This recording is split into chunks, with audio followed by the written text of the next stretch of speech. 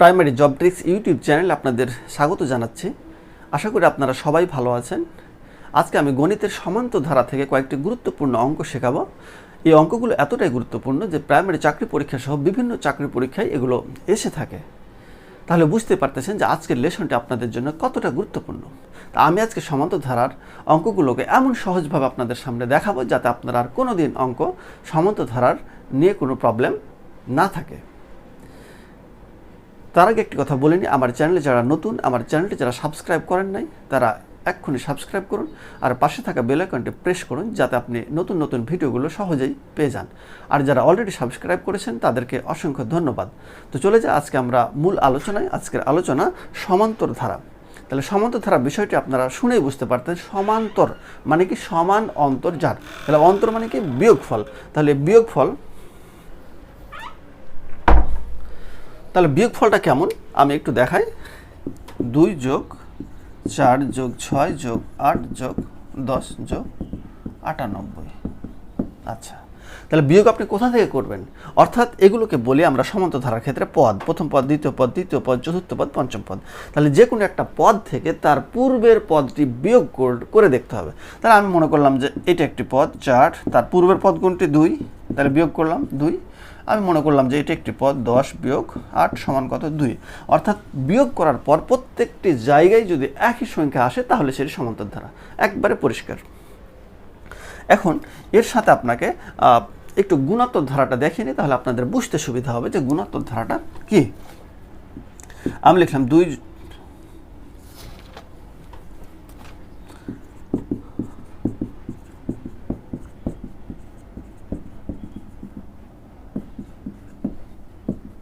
আচ্ছা, এই ধারাটিও দেখে আপনাদের মনে হচ্ছে যে এটি সমান্তর ধারায় হতে পারে, কিন্তু না। দেখে আগের নিয়মে একটু টেস্ট করে। 4 - 2 = 2। আমি মনে করলাম যে এখান থেকে এটা 16 - 8 = কত? 8। তাহলে এক জায়গায় 2, এক জায়গায় 8। তাহলে এটা কি আসলে হচ্ছে সমান্তর ধারা? না। কেন? বিয়োগ করে সব জায়গাতে একই সমান হচ্ছে না, তাহলে সেটি সমান্তর ধারা নয়। তাহলে আমি কি করব? দেখি এটি গুণোত্তর ধারা হচ্ছে কিনা। তাহলে গুণোত্তর ধারার নিয়মটা কি? আপনি যে কোনো একটা পদকে তার আগের পদ দ্বারা ভাগ করবেন। ওটা বিয়োগ করেছিলেন, এটা ভাগ করবেন। তাহলে দেখি আমি 4/2 = কত? 2। আচ্ছা, আমি মনে করলাম যে 16 থেকে 8 ভাগ করলাম। 16/8 = কত? 2। অর্থাৎ প্রত্যেকটা জায়গাতেই কি হচ্ছে? 2 আসতেছে। তাহলে কি দিয়ে 2 আসতেছে? ভাগ করে 2 আসতেছে। যদি ভাগ করে একই সংখ্যা আসে তাহলে সেটা হবে গুণোত্তর ধারা। তাহলে আপনাদের সমান্তর এবং গুণোত্তর ধারা বিষয়টি পরিষ্কার হয়েছে। আমি আরও দুইটা দেখে একটু স্পষ্ট করতে চাই আপনাদের। আমি বললাম 1 +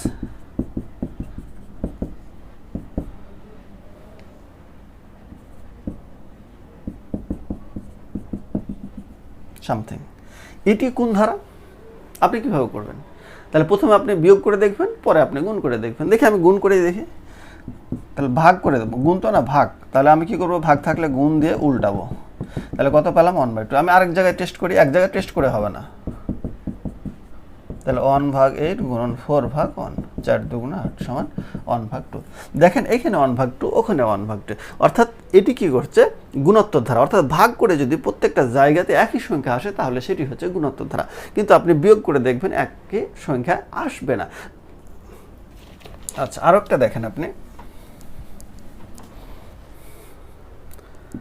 29 + 25 + 24 + ... -23। এটা কোন ধারা? এটা 21।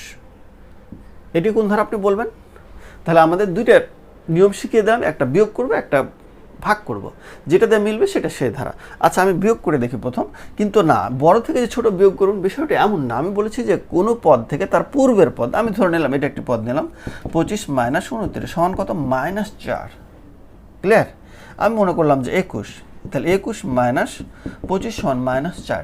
এই যে দেখেন প্রত্যেক জায়গাতে কি -4 আসছে, সেটা কি দিয়ে আসতেছে? বিয়োগ করে আসতেছে। তাহলে এটি নিঃসন্দেহে সমান্তর ধারা। তাহলে সমান্তর ধারার গুণোত্তর ধারা আপনি এই ধারা দেখে কিন্তু বুঝে নিতে পারবেন যে সেটি সমান্তর না গুণোত্তর ধারা। আচ্ছা, এর পরেও কি, এর বাইরেও কি অনেকগুলো অঙ্ক ধারার এসে থাকে। এখন সেগুলো কি দেয়? এগুলো আইকিউর উপর দেয়, এগুলো বানিয়ে দেয় তারা। এগুলো আপনি নিজেও টেস্ট বানাতে পারেন, ঠিক আছে? মানে এই ধরনের অঙ্কগুলো তারা কিন্তু দিয়ে থাকে। কিভাবে? আমি দুটো দেখাই। যেগুলোকে সমান্তরাল এবং গুণোত্তর কোনো ধারার মধ্যেই পড়ে না, সেগুলো আমরা একটু দেখি। আমি একটি সংখ্যা নিলাম, প্রথম 1 প্লাস 3 প্লাস 7 প্লাস 12 প্লাস 18, তার পরেরটা কত? আচ্ছা, বা দশম পদ কত? তাহলে আমি কি টেকনিক খাটাইছি? 1-এর পরে 2, 3-এর পরে আমি নিয়েছি 3, তার সাথে 1 যোগ, 7-এর পরে 3 তার সাথে 2 যোগ, 7-এর পরে 3 তার সাথে 2 যোগ, 12-এর সাথে 3, 15 তার সাথে 3 যোগ, এভাবে ধারাটা কিন্তু চলমান রয়েছে। তাহলে দেখা যাচ্ছে তারপরেটা কি হবে? 4 যোগ হবে 18-এর সাথে, অর্থাৎ 18 4 22 আর 4 26। তাহলে এইভাবে আপনি করতে পারেন। আমি চিন্তা করলাম যে 2 plus 5 plus 10 plus 17 plus dot, এটা আপনি কি করবেন? এটা না পড়ছে সমান্তর ধারায়, না পড়ছে গুণান্তর ধারায়, তাহলে আপনাকে প্র্যাকটিস করে করে বুঝতে হবে যেটা কোন নিয়মে চলতেছে। এখন এটা হয়তো এরকম নিয়ম করেছে তারা, 1-এর উপর স্কয়ার যোগ 1, 2-এর উপর স্কয়ার, দেখেন 2 2 4 5, 3-এর উপর স্কয়ার 3 3 9 যোগ 1 10, 4-এর উপর স্কয়ার সমান কত? 4 4 16 আর 1 17, তার পরেরটা কি হবে? তাহলে 5-এর উপর স্কয়ার প্লাস 1, তাহলে হবে 26। এটি হয়ে গেল আনসার। তাহলে আপনি বুঝতে পারতেছেন যে ওই সমান্তর আর গুণোত্তরের ফর্মেটে যদি না পড়ে তাহলে মনে করবেন যে এগুলো আইকিউ টাইপের ধারা, এগুলোকে আপনাকে বুঝে নিতে হবে, এগুলো অনুক্রম।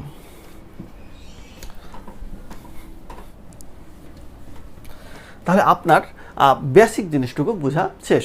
এখন দেখেন আমি সূত্রগুলো লিখেছি যে ক্রমিক সংখ্যার যোগফল, যোগফলের সূত্রকে এখানে n হওয়ার ফলে n × n + 1/2 হয়েছে।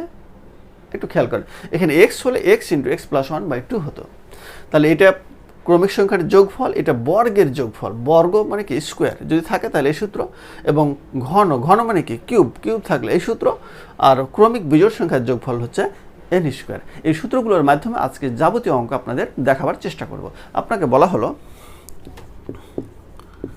যে 1 থেকে 100 পর্যন্ত সংখ্যার যোগফল কত?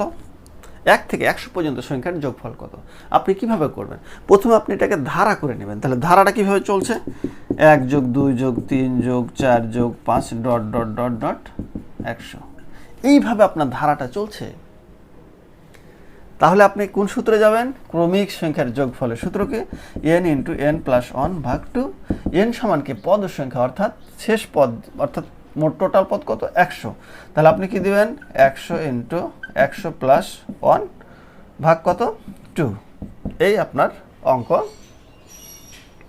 হয়ে গেল। তাহলে এইভাবে, তাহলে আসতেছে 100 × 101 ভাগ কত? 2। এই 50-কে 101 দ্বারা গুণ করে যেটি আসবে সেটাই হচ্ছে উত্তর। এটা আপনারা সবাই জানেন, এটা খুব সিম্পল সূত্র। এখন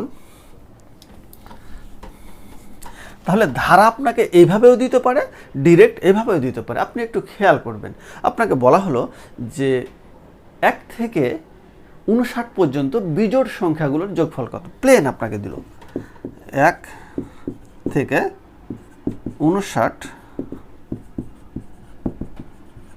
পর্যন্ত বিজোড় সংখ্যাগুলোর যোগফল কত? 1 থেকে 59 পর্যন্ত বিজোড় সংখ্যাগুলোর যোগফল কত? তাহলে আপনি আগে ধারা সাজাতে হবে। ধারাটা কিভাবে? সেটা তাহলে বিজোড় কোনটা? +5 +7 +9, অর্থাৎ এইভাবে চলতে চলতে +59 হয়েছে। এইটাই হচ্ছে ধারা।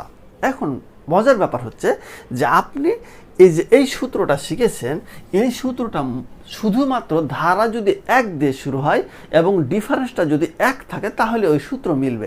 আপনি এটা কি করতে পারবেন এই সূত্রতে? n × n + 1/2 কখনোই আপনি পারবেন না। তাহলে এটার জন্য এক সূত্র, জোড় সংখ্যার জন্য এক সূত্র, আপনি সূত্রই কত মুখস্থ করবেন? আসলে এত সূত্র মুখস্থ রাখা যাবে না। আপনি সবসময় মনে করবেন যে কম সূত্র দিয়ে বেশি অঙ্ক করা, তাহলেই আপনার অঙ্ক মনে থাকবে। এই কারণে আমি মনে করি যে এই সূত্র বাদ দিয়ে আপনি শুধু জাস্ট এই সূত্রটা দিয়ে করলে কিন্তু আপনার সহজেই হয়ে যাবে। আমি একটি দেখাই, তাহলে আপনি সহজেই বুঝতে পারবেন। পদ সংখ্যা বের করার নিয়ম কি? শেষ পদ। তাহলে শেষ পদ কত? 59 আমি যদি এই অঙ্কটা করি তাহলে 59 বিয়োগ প্রথম পদ কত, প্রথম পদ সমান এ, এটা ধরতে হয়, আমি একটু লিখে দিই, প্রথম পদ সমান এ, সাধারণ অন্তর সমান কত ডি। আপনি দুটো জিনিস একটু খেয়াল করবেন। তাহলে 59 বিয়োগ কত 1, আর সাধারণ অন্তর কি আমি বলেছি যে একটা পদ থেকে তার আগেরটা বিয়োগ করতে হবে সমান্তর ধারার, 3 থেকে একবার দিলে কত 2 যোগ কত 1, তাহলে 59 58 2, তাহলে 29 যোগ 1 সমান কত 30। 30 আপনি পেয়ে গেলেন। 30টা কি পেলেন, পদ সংখ্যা, অর্থাৎ n সমান আপনি 30 পেয়ে গেছেন।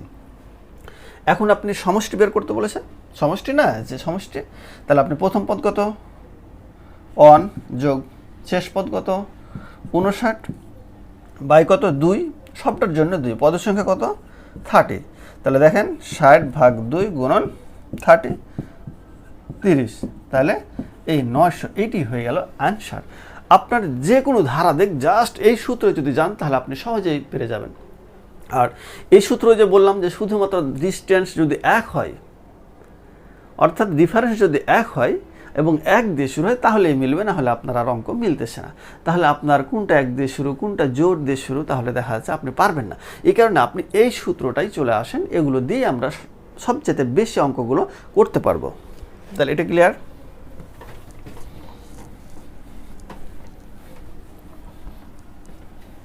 আচ্ছা, এখন দেখা গেল যে আপনাকে বলল যে 2 থেকে বা 12 থেকে 80 পর্যন্ত জোড় সংখ্যাগুলোর যোগফল কত। 12 থেকে 80 পর্যন্ত আপনি ধারাটা করতে পারেন, এভাবেও দিয়ে থাকতে পারে তারা 12 যোগ 14 যোগ 18 যোগ 20 যোগ ডট ডট 80, অথবা আপনার অঙ্কটা এইভাবেও তারা দিতে পারে সরাসরি 12 থেকে 80 পর্যন্ত জোড় সংখ্যাগুলোর যোগফল কত, জোড় সংখ্যার যোগফল কত।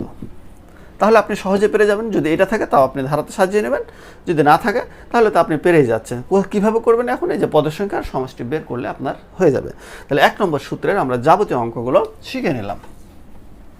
এবার আসি 2 নম্বর, ক্রমিক সংখ্যার বর্গের যোগফল। তাহলে বর্গ তো আপনারা দেখেই বুঝতে পারবেন, তাহলে ধারাটা হতে পারে 1 square plus 2 square plus 3 square plus dot dot n এর জায়গাতে আপনাকে দিল 10 স্কয়ার। তাহলে আপনি কি করবেন, এই সূত্র দিয়ে এবার করেন n into n plus 1 into n plus 2 ভাগ কত 6। এখন n মানে কি, এই যে 10 স্কোয়ার না n স্কোয়ার, তার কারণে তো n লিখেছে, তাহলে আপনি কি লিখবেন 10 ইন্টু 10 প্লাস 1 ইন্টু 10 প্লাস 2 ভাগ কত 6। ক্যালকুলেশন করলেই আপনার অঙ্ক মিলে যাবে, তাহলে আপনার হয়ে গেল। এরপরে আসি 3 নম্বর। 3 নম্বর কি আছে, বর্গ ঘনের। তাহলে ঘনের সূত্র কি, আপনি জাস্ট অঙ্ক সূত্রে বসিয়ে দিলেই কিন্তু হয়ে যাবে, সূত্রে বসিয়ে দিলে আপনার অঙ্ক হয়ে যাবে। ক্রমিক বিজোড় সংখ্যার যোগফল n স্কয়ার, এটা ডিরেক্ট কিন্তু আসে যে ক্রমিক বিজোড় সংখ্যার যোগফল কত n স্কয়ার। আমি একটা দেখাই তাহলে সহজে বুঝতে পারবেন।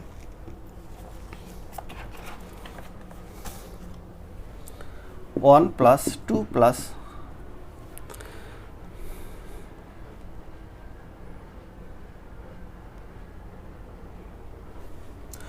1 প্লাস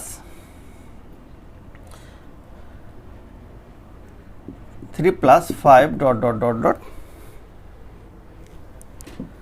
2n মাইনাস 1, এই ধারাটির যোগফল কত।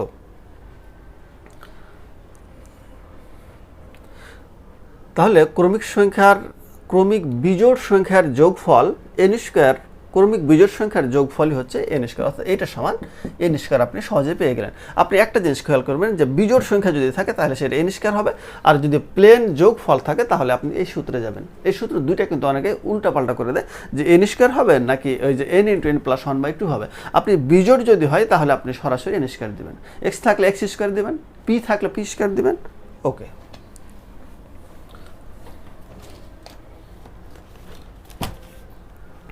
এখন আরো কিছু অঙ্ক থাকে, একটু দেখেন আপনি। 6টি পরপর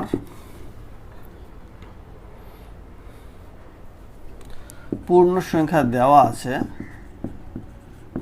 পূর্ণ সংখ্যা দেওয়া আছে। প্রথম তিনটির যোগফল 27 হলে শেষ তিনটির যোগফল কত? এই ধরনের কিন্তু অঙ্ক আছে। 6টি পরপর পূর্ণ সংখ্যা দেওয়া আছে, প্রথম তিনটির যোগফল 27 হলে শেষ তিনটির যোগফল কত? তাহলে আপনি কিভাবে করবেন? এখন এই অঙ্ক টাইপের যদি আসে তাহলে আপনি কি করবেন, যেই কয়টির যোগফল আছে সেই জায়গাটুকু আগে মার্কিং করবেন। তাহলে প্রথম তিনটির যোগফল 27, তারপরে আপনি কি করবেন, লিখবেন 27 প্লাস জয়টির যোগফল তো স্কোয়ার, তাহলে কত হলো 27 যোগ 9 সমান কত হলো 36। অঙ্ক হয়ে গেল। ক্লিয়ার? আপনাকে দিল যে পরপর 5টি পূর্ণ সংখ্যার যোগফল 560 হলে শেষ 5টির যোগফল কত? তাহলে 5টির যোগফল 560, তাহলে আপনি কি করবেন, এই 560 ওই জায়গাটা মার্কিং করার পর প্লাস 5 করলেন, তাহলে কত 560 আর 25 585, অ্যান্সার হয়ে গেল। আপনার কাছে খুব সোজা মনে হতে পারে, কিন্তু না, আমি এইভাবে এত শর্ট করার আমি কোনো যৌক্তিকতা মনে করছি না। তার কারণ আমি বলছি যে যখনই শর্ট বেশি হয়ে যাবে তখন আপনি ভুলে যাবেন। এই কারণে যারা বড়টা জানে তারপরে শর্ট করে তাদের কোনো রিস্ক নাই, শর্ট না পারলে তারা কি বড় আকারে করে দিতে পারে। আর যারা শুধুমাত্র শর্ট শিখে তাদের জন্য কিন্তু মহা বিপদ আছে। কেন বিপদ? তারা বাই চান্স ভুলে গেলেই দেখা যাচ্ছে তাদের আর মনে আসে না, তারা কি পরীক্ষাতে গিয়ে এলোমেলো গোলমাল পাকিয়ে ফেলে। এই কারণে জাস্ট আপনাকে কনসেপ্টটা নিয়ে আসতে হবে আসলে এই অঙ্কটি কীভাবে। তাহলে 6টি পরপর পূর্ণ সংখ্যা মানে কি, একটা যদি 2 হয় তারপরটা 3 4 5, এটা হচ্ছে পূর্ণ সংখ্যা। তাহলে আমরা জানি যে প্রথমটি যদি হয়, প্রথমটি x, তাহলে দ্বিতীয়টি কত x প্লাস 1, তৃতীয়টি কত x প্লাস 2, চতুর্থটি কত x প্লাস 3, পঞ্চমটি কত x প্লাস 4, ষষ্ঠটি কত x প্লাস 5। দেখেন তাহলে 6টি পরপর তিনটির যোগফল 27, তাহলে তিনটি কোনটি? এটি 3। দেখেন 3x প্লাস 3 সমান 27, 3x সমান কত 24, x সমান কত 8 পেয়ে গেলাম। তাহলে শেষ তিনটির যোগফল কত, অর্থাৎ 80। তাহলে আমি 3x প্লাস 5 4 9 3 12, তাহলে 3 গুণন 8 প্লাস 12, 3 8 24 প্লাস 12, 24 প্লাস এই 12 সমান কত এই 36। দেখেন সহজেই হয়ে গেল, অর্থাৎ এটি মিলে গেল। হয়তো আপনি মনে করতে পারেন তো অনেক সময় লাগলো, না, আপনি বারবার যদি প্র্যাকটিস করেন এই অঙ্কটা 1 মিনিটের বেশি লাগবে না। আর পরীক্ষাতে যে সবই বড় অঙ্ক থাকবে আসলে বিষয়টি এমনও নয়। এই কারণে আপনি আগে জাস্ট এর বেসিক থিমটা আগে শিখলে আপনার অঙ্ক মনে থাকবে, তারপর আপনি শর্ট করেন, কোনো অসুবিধা নেই। তাহলে এটা হয়ে গেল।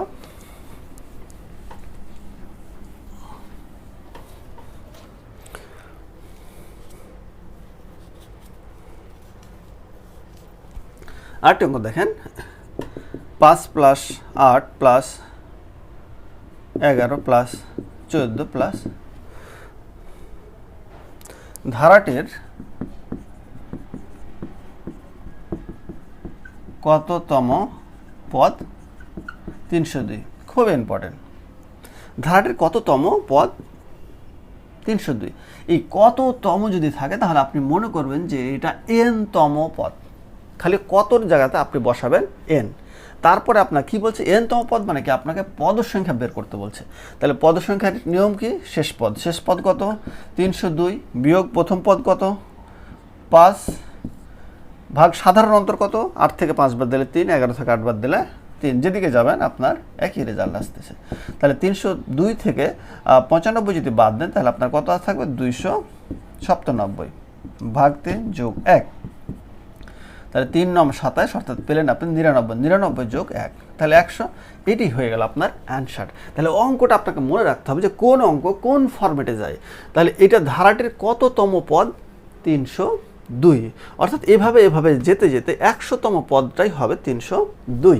তাহলে এটি আপনি বুঝে গেছেন। আচ্ছা,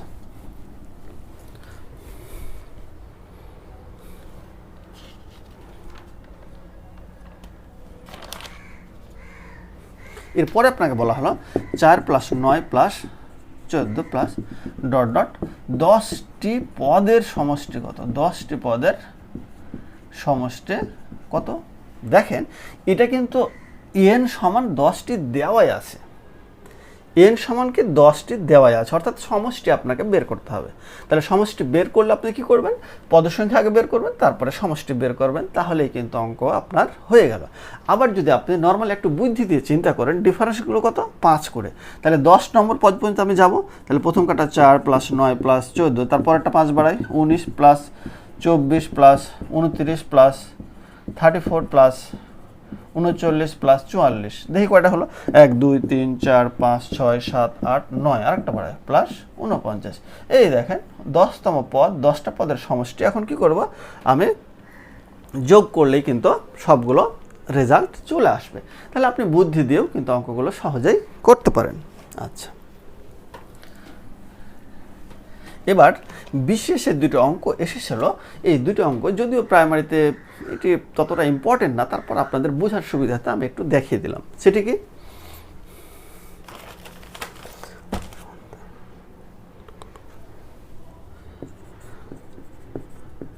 একটি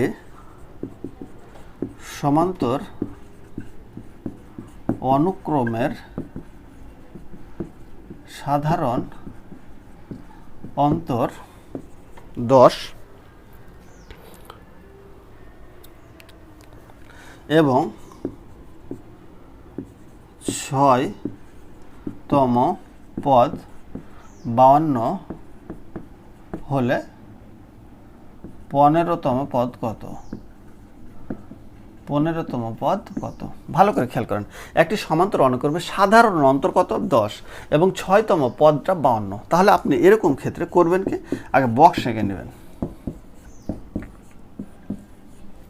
1 2 3 4 5 6, অর্থাৎ 6তম পদটা কত আপনি 52 এখানে বসিয়ে দেবেন। ঠিক আছে, এখন বলেছে 15তম পদটা কত, 7 8 9 10 11 12 13 14 15।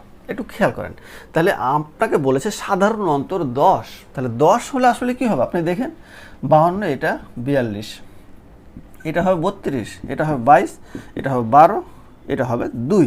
এখন দেখেন তো আপনি এগুলো সাধারণ অন্তর বের করার নিয়ম কি, কোনো পদ থেকে তার আগেরটা বিয়োগ দেবো। তাহলে 12 থেকে 2 বাদ দিলে কত 10, আমি যদি 52 থেকে 42 বাদ দিই তাতেও 10। তাহলে আমার সিকোয়েন্স ঠিক আছে। তাহলে এখন আমি 10 করে বাড়াই দিলাম, সাধারণ অন্তর 62 72 82 92 102 112 122 132 142। দেখেন সহজেই কিন্তু হয়ে গেল। তাহলে এটার উত্তর কত হচ্ছে, 15তম পদটি হচ্ছে 142। আর একটা অঙ্ক দেখে আজকের ভিডিওটা আমি শেষ করব।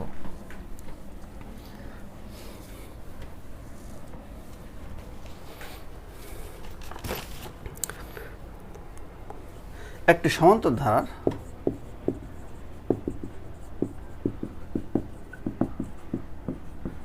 পঞ্চম পদটি 18 এবং প্রথম 5টি পদের যোগফল 75 হলে প্রথম পদটি কত? প্রথম পদটি কত? অপশনগুলো আমি লিখে নিই, দেওয়া আছে 2, দেওয়া আছে 10, দেওয়া আছে 12। ভালো করে খেয়াল করেন, একটি সমান্তর ধারার পঞ্চম পদটি 18, তাহলে কি বললাম, বক্স আঁকায় 3 4 5, পঞ্চম পদটি কত দেওয়া আছে 18, টোটাল যোগফল কত 75 দেখাতে হবে। অর্থাৎ এগুলোতে বসিয়ে আপনাকে কি এই 5টি যোগ করে 75 হতে হবে। কিন্তু আপনার কি, যেহেতু সমান্তর ধারাগুলো ঠিক থাকতে হবে, আপনি ইচ্ছা করে ইচ্ছা মতো বসিয়ে দিলেন, দিয়ে আপনি 75 করলেন, আসলে বিষয়টা এমন না। এখন আপনি মনে করলেন যে 4 বসিয়ে দিলাম, 8 বসিয়ে দিলাম, হিসাব করে কি সবটি যোগ করে 75, কিন্তু আপনার ধারা এটা বিয়োগ করলে যা ধারা আসবে না, আপনার সমান্তর ধারা হবে না, এই কারণে আপনার হবে না। তবে একটা ক্লু দিয়ে রেখেছি, এগুলো প্রথম পদ। আপনি যদি মনে করেন যে আমি এখানে প্রথম পদ 10 নিলাম, তাহলে পরেরটা আপনি নিলেন সাপোজ 12, আপনি নিলেন 14, আপনি নিলেন 16 18, সিকোয়েন্স ঠিক আছে, অর্থাৎ এটা ধারা হয়েছে। কিন্তু দেখতে হবে এখন আপনাকে যোগ করে 75 হচ্ছে কিনা, আসলে যোগ করে 75 হবে না, এই কারণে এটি কিন্তু উত্তর নয়। তাহলে আপনি কি করবেন, আপনি 12 নিয়ে দেখেন, 12, পরেরটা আপনি নিলেন 1.5 করে বাড়তেছে, তাহলে 13, পরেরটা 15, পরেরটা 16.5, তারপরেরটা 18, তাহলে এবার দেখেন সমান যোগ করলে 75-এ হয়ে যাচ্ছে। তাহলে ডিস্টেন্সটা কত? আপনি দেখেন 13.5 মাইনাস 12 সমান কত? 1.5। প্রত্যেকটা জায়গাতেই কিন্তু আপনার 1.5 চলে আসতেছে। তাহলে ধারাও হয়ে গেছে, আর যেভাবে অঙ্কতে চেয়েছে আমাদের সেটিও মিলে গেছে। তাহলে কিন্তু দেখেন কত সহজেই হয়ে গেল। তাহলে সমান্তর ধারার মোটামুটি অঙ্কগুলো শেষ। এর পরবর্তী আমি আরেকটি ভিডিওতে আপনাদের দেখাবো যে গুণোত্তর ধারা এবং এই দুটি ধারার বাইরে যে ধরনের ধারাগুলো আছে সেগুলো আমি আপনাদের প্রায় 40 থেকে 50টি প্র্যাকটিস করাবো। এইভাবেই আমি শুরু করেছি পাটিগণিত, বীজগণিতের সমস্ত টপিকস ধারাবাহিকভাবে আপনাদের সামনে আলোচনা করব। যেহেতু আমার চ্যানেলটির সাথে আপনারা থাকবেন, আপনার প্রাইমারি চাকরি নিশ্চিত করতে এই চ্যানেলটি অবশ্যই আপনারা সাবস্ক্রাইব করবেন। সবাই ভালো থাকেন, আল্লাহ হাফেজ।